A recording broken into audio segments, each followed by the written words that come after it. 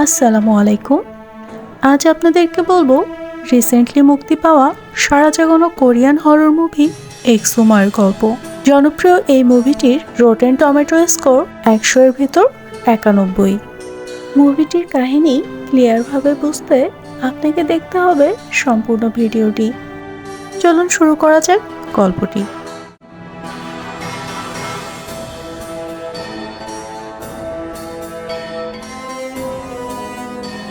গল্পের শুরুতেই আমরা দেখতে পাই একটি ছেলে ও একটি মেয়েকে, যারা প্লেনে ছিলেন।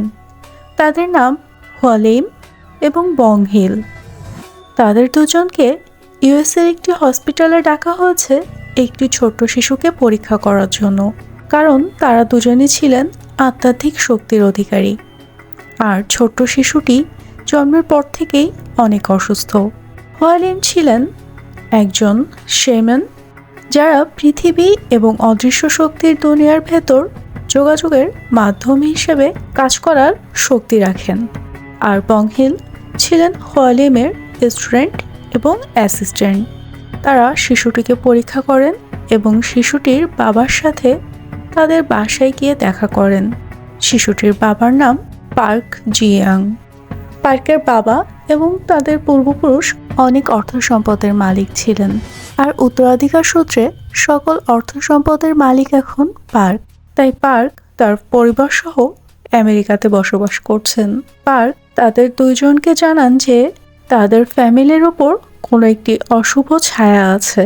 তার ভাই প্রথমে পাগল হয়ে গিয়েছিলেন এবং এরপর তিনি মেন্টাল হসপিটালে আত্মহত্যা করেন। এরপর এই ছায়া পার্কের উপর আসে।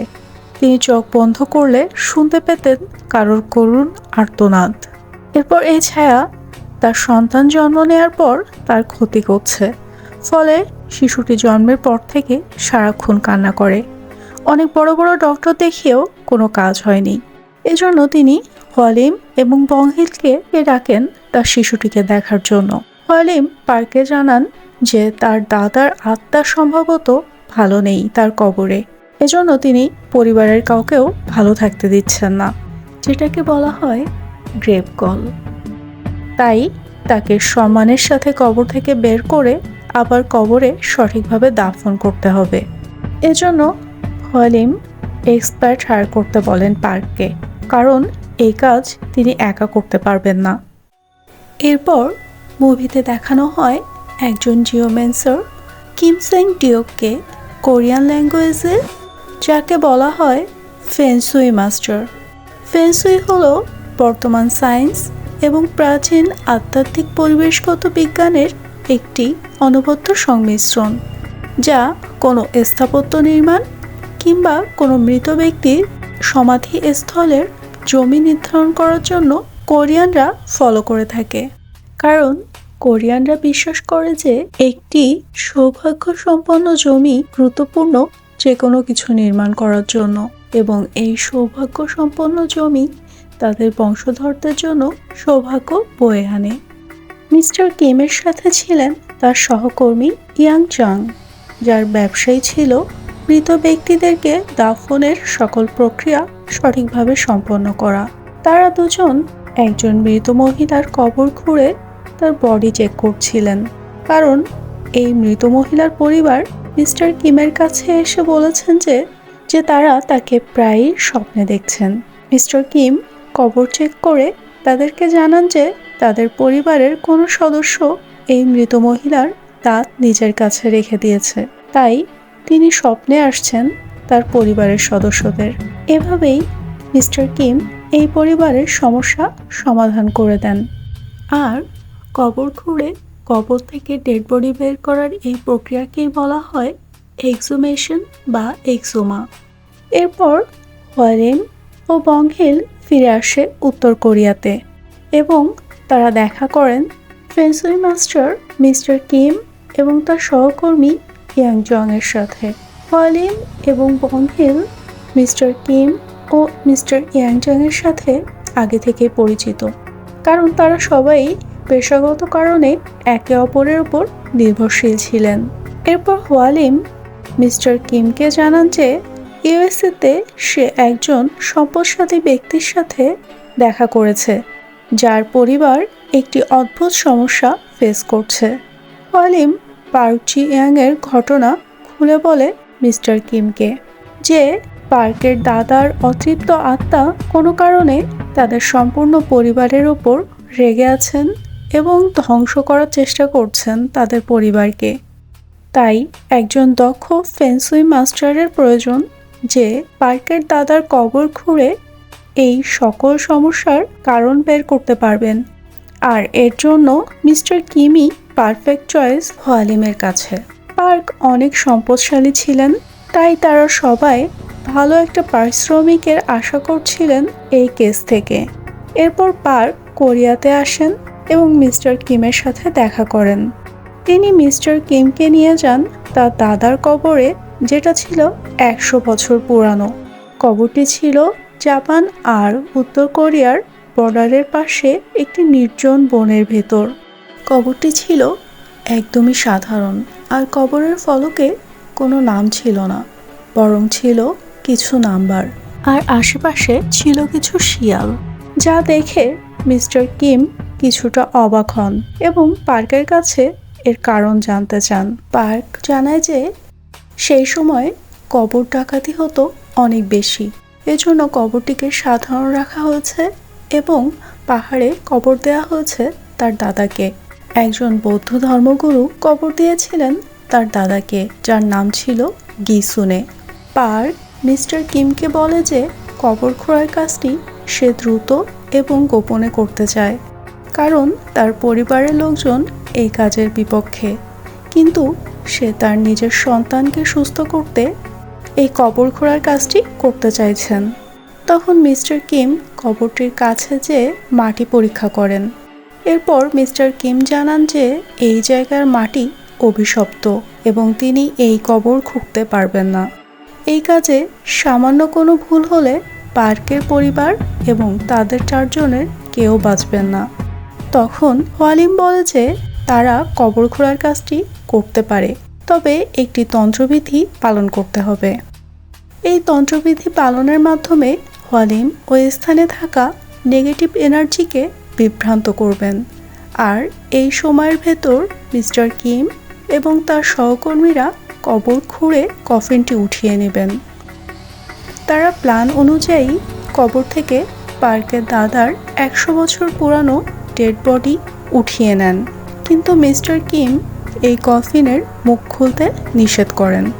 তারা কফিনটি নিয়ে দ্রুত শ্মশানের দিকে যেতে চেয়েছিলেন, যাতে তারা ডেড বডিটির দ্রুত ও সঠিকভাবে অন্ত্যেষ্টিক্রিয়া শেষ করতে পারেন। কিন্তু কবরটি বন্ধ করার সময় একজন কবর খনন শ্রমিক একটি অদ্ভুত সাপ দেখতে পায়, যার মানুষের মতো মাথা ও চুল ছিল। সে সাপটিকে মেরে ফেলে। এরপর দ্রুত আবহাওয়া খারাপ হয়ে যায় এবং বৃষ্টি শুরু হয়, কিন্তু ওই শ্রমিক এই সাপের বিষয়ে কাউকে কিছু না জানিয়ে চলে যায় সেখান থেকে। মিস্টার কিম এটাকে অশুভ লক্ষণ হিসেবে ধরেন এবং পার্কে জানান যে বৃষ্টি না থামা পর্যন্ত তারা পার্কের দাদার অন্ত্যেষ্টিক্রিয়া সম্পন্ন করতে পারবেন না। এজন্য তারা কাছের একটি হসপিটালের মর্গে কফিনটি রাখেন। আর মিস্টার কিম ওই এলাকায় বের হন ওই নামহীন কবরের অতীত সম্পর্কে জানতে। মিস্টার কিম কাছে একটি বৌদ্ধ মন্দির দেখতে পান এবং সেখানে একজন বৃদ্ধের দেখা পান। মিস্টার কিম সে বৃদ্ধার কাছে বৌদ্ধ ধর্মগুরু গিসুনের সম্পর্কে জানতে চান, কিন্তু সেই বৃদ্ধ এই নাম আগে কোনোদিনই শোনেনি। কিন্তু সেই বৃদ্ধ এটা জানান যে পাহাড়ের উপর ওই নামহীন কবরকে ঘিরে একটি কুসংস্কার আছে যে ওই কবরে গুপ্তধন আছে। অপরদিকে পার্কের দাদার কফিনটি যে হসপিটালের মর্গে রাখা হয়েছিল, ওই হসপিটালের একজন কর্মী এই নামহীন কবর ও গুপ্তধনের গল্পটি জানত। তাই সে লোভে পড়ে ওই কফিনটির মুখ খুলে ফেলে এবং পার্কের দাদার ক্ষেপে থাকা অতৃপ্ত আত্মাকে সম্পূর্ণভাবে মুক্ত করে দেয়। ঠিক তখনই বংহিল ও ওয়ালিম চলে আসে মর্গে এবং ওয়ালিম নেগেটিভ এনার্জির প্রভাবে অজ্ঞান হয়ে যায়। তখন পার্কের দাদার অতৃপ্ত আত্মা পৌঁছায় পার্কের বাসায় সে পার্কের বাবা মাকে মেরে ফেলে এবং পার্কের উপর ভর করে। ওয়ালিম পার্কের দাদার আত্মাকে ফিরিয়ে আনতে চেষ্টা করে তার কফিনের কাছে, কিন্তু পার্কের দাদার আত্মা কিছু সময়ের জন্য বংহিলের ওপর ভর করলেও আবারও চলে যায় পার্কের কাছে। তখন পার্কের রুমে আসেন মিস্টার কিম। পার্কের শরীরে ভর করা পার্কের দাদার আত্মা পার্ককে মেরে ফেলার আগে দুটো লাইন বলেন। এক, সে জাপানিদের দলে যোগ দিয়েছিল, আর দুই, শিয়াল বাঘের কোমর ভেঙে দিয়েছে। এরপর পার্কের শরীরে ভর করা তার দাদার আত্মা পার্কের ঘাড় ভেঙে তাকে ভয়ানকভাবে মেরে ফেলে। এরপর মিস্টার কিম ইয়াংজংকে বলেন দ্রুত পার্কের দাদার অন্ত্যেষ্টিক্রিয়ার অনুমতি নিতে পার্কের ফুপুর কাছ থেকে। এই সময়ের মধ্যে পার্কের দাদার অতৃপ্ত আত্মা পার্কের শিশুটিকে মারতে পৌঁছে যায় ইউএসের হসপিটালে। ঠিক তখনই পার্কের দাদার কফিন পুরানোর অনুমতি পান তারা। উড়িয়ে দেওয়া হয় কফিনটি, ফলে পার্কের শিশুটি বেঁচে যায়। তারা চারজন ভেবেছিলেন তারা এই কেস সলভ করে ফেলেছেন, কিন্তু গল্পের দ্বিতীয় এবং আরও ভয়ঙ্কর অধ্যায়টি এখনও অপেক্ষা করছিল তাদের চারজনের জন্য। মিস্টার কিম শেনরক খবর পান যে একজন কবর খনন শ্রমিক অসুস্থ, যে ওই দিন পার্কের দাদার কবরে অদ্ভুত দেখতে সাপটিকে মেরেছিল। মিস্টার কিম তার সাথে দেখা করলে সেই শ্রমিক বলেন যে কবর থেকে ওই সাপটাকে তার কাছে নিয়ে আসতে, কারণ তিনি ক্ষমা চাইতে চান ওই সাপটার কাছে। এবার মিস্টার কিম একাই চলে যান সেই পাহাড়ে যেখানে পার্কের দাদার কবর ছিল। তিনি সেই জায়গাটা আবার ঘোরেন এবং অদ্ভুত মানুষের মতো মাথা ও চুলওয়ালা সাপটির লাশ পান। সেই সময়েই তো মিস্টার কিম ওই কবরে আরও একটি কফিন পান, কিন্তু কফিনটি ছিল ভার্টিক্যাল এবং প্রায় 7-8 ফুট লম্বা, যা কোনো মানুষের কফিন হওয়া সম্ভব ছিল না। তিনি ইয়াংজং, বংহিল এবং হলিমকে ডাকেন সেখানে। সবাই আসে এবং কফিনটি তারা কাছের সেই বৌদ্ধ মন্দিরে নিয়ে যান, যে বৌদ্ধ মন্দিরে মিস্টার কিম গিয়েছিলেন মঙ্ক গিসুনের সম্পর্কে জানতে। ওই ধর্মগুরু মিস্টার কিমকে কফিনটি রাখার জায়গা দেন, কারণ এখন অনেক রাত হয়ে গিয়েছে। আর হলিম চাল ও ঘোড়ার রক্ত দিয়ে ওই কফিনটিকে একটি ঘেরা দিয়ে রাখেন, যাতে এর ভিতরের কোনো নেগেটিভ এনার্জি বাইরে আসতে না পারে। মিস্টার কিম পার্কের ফুপুকে ডাকেন এই ভার্টিক্যাল কফিনটি সম্পর্কে জানতে, কিন্তু তিনি জানান যে তিনি এই বিষয়ে কিছুই জানেন না। মিস্টার কিম তখন বলেন যে তার বাবা কোরিয়ান হয়ে জাপানিদের দলে গিয়েছিলেন, যার কারণে হয়তো এই ধর্মগুরু গিসুনে তার বাবাকে শাস্তি দিয়েছেন। তখন পার্কের ফুপু জানান গিসুনে জাপানিজ ছিলেন। এরপর পার্কের ফুপু চলে যান। তারা সেই মানুষের মাথাওয়ালা সাপটির দেহটিকে পুড়িয়ে দেন এবং প্রার্থনা করেন। তারা চারজন ঠিক করেন যে সকালে এই কফিনটি তারা পুড়িয়ে ফেলবেন। তখন ওই মন্দিরের ধর্মগুরু তাদেরকে খাবার খাওয়ার জন্য ডাকেন। খাবার খেয়ে সবাই ঘুমিয়ে পড়ে, আর হলিম তার নিজের গাড়িতে কারোর সাথে ফোনে কথা বলছিলেন। আর হলিম কারোর কাছে ধর্মগুরু গিসুনের সম্পর্কে জানতে চাইছিলেন, এবং সে জানতে পারেন যে গিসুনে আসলে ছিল জাপানিজ কিটসুনে। কিটসুনে হচ্ছে অতিপ্রাকৃত ক্ষমতাধারী জাদুকর শিয়াল। তারা মানুষের মতো আকার নিতে পারত এবং তাদের জাদু শক্তিকে ভালো বা খারাপ দুই ধরনের কাজেই ব্যবহার করতে পারত। এরপর বংহিল ঘুমের মধ্যে দুঃস্বপ্ন দেখে যে ওই মন্দিরের ধর্মগুরু রক্তাক্ত অবস্থায় তার বুকের ওপর দাঁড়িয়ে আছেন। বংহিলের ঘুম ভেঙে যায়। সে বাইরে বের হয় চেক করতে, এবং সে দেখতে পায় এই মন্দিরের ধর্মগুরু অলরেডি খুন হয়ে গেছেন। এবং বংহিল পাশের খামারে যেয়ে দেখতে পায় 8 ফুট লম্বা এক ভয়ানক দানবকে। সে হলিমকে ডাকে এবং সব কিছু বলে। তারা দেখতে পায় সেই ভার্টিক্যাল কফিনটি ভাঙা, অর্থাৎ এই ভয়ানক দানবটি ওই ভার্টিক্যাল কফিনে ছিল। তখন ওয়ালিম বংহিলকে বলে সবাইকে রাখতে। এর ভেতর ওই ভয়ানক দানবটি চলে আসে সেখানে। সে ওয়ালিমের কাছে মাছ চায়। ওয়ালিম পালানোর চেষ্টা করে, আর বংহিল একটি লোহার শিক দিয়ে দানবটিকে আঘাত করতে চায়, কিন্তু তার কিছুই হয় না, বরং বংহিল আহত হয় ওই দানবের হাতে। তখন ভোর হয়ে গিয়েছিল, তাই দানবটি একটি আগুনের গোলায় পরিণত হয় এবং চলে যায়। দানবটির হাতে গুরুতর আহত বংহিলকে নেওয়া হয় হসপিটালে। তখন ওয়ালিম মিস্টার কিমকে বলছিলেন যে এই আগুনের দানবটি সম্পূর্ণ আলাদা ধরনের কিছু। এই দানবটিকে কেউ তৈরি করেছে। তখন টিভি নিউজে তারা দেখতে পায় যে দানবটি রাতে অনেকগুলো মানুষকে খুন করে খেয়ে ফেলেছে, কিন্তু পুলিশ ভাবছে এই কাজ বন্য ভাল্লুক করছে। মিস্টার কিম তখন ঠিক করেন যে তিনি যখন এই দানবকে তুলে এনেছেন ওই কবর থেকে, তিনি এই দানবকে থামানোর উপায় বের করবেন। তাই তিনি আবারও যান সেই বৌদ্ধ মন্দিরে যেখানে কফিনটি তুলে তারা রেখেছিলেন। তিনি সেখানে কিছু পুরানো বই, ছবি এবং কিছু নাম খোদাই করা একটি মাটি খোঁড়ার হাতিয়ার পান, আর পান কিছু লোহার রড। এই জিনিসগুলোকে পর্যবেক্ষণ করে মিস্টার কিম বুঝতে পারেন যে ছবিতে এবং মন্দিরে থাকা লোহার রডগুলো ছিল জাপানিদের। জাপান ও কোরিয়ার যুদ্ধের সময় এই রডগুলো গিসুনে ও তার লোকরা উত্তর কোরিয়ার বিভিন্ন স্থানে পুঁতে দিয়েছিল মাটির নিচে, যাতে উত্তর কোরিয়ার মাটির গুড এনার্জি নষ্ট হয়ে যায়। কিন্তু বিভিন্ন সময় মিলিটারি অথবা দেশপ্রেমিকেরা এগুলো উঠিয়ে ফেলে উত্তর কোরিয়ার মাটি থেকে। মিস্টার কিম ধারণা করেন যে কোনো একটি রড সম্ভবত গিসুনে পার্কের দাদার কবরের নিচে লুকিয়ে রেখেছে, এবং সেটা পাহারা দিতেই ওই দানবকে রাখা হয়েছে পার্কের দাদার কবরের নিচে একটি লম্বালম্বি বা খাড়া কফিনের ভেতর। সম্ভবত এজন্যই পার্কের দাদার আত্মা সেদিন বলেছিল শিয়াল বাঘের কোমর ভেঙে দিয়েছে। এই শিয়াল হলো গিসুনে আর বাঘ হলো উত্তর কোরিয়া, কারণ উত্তর কোরিয়ার মানচিত্রের আকার বাঘের মতো।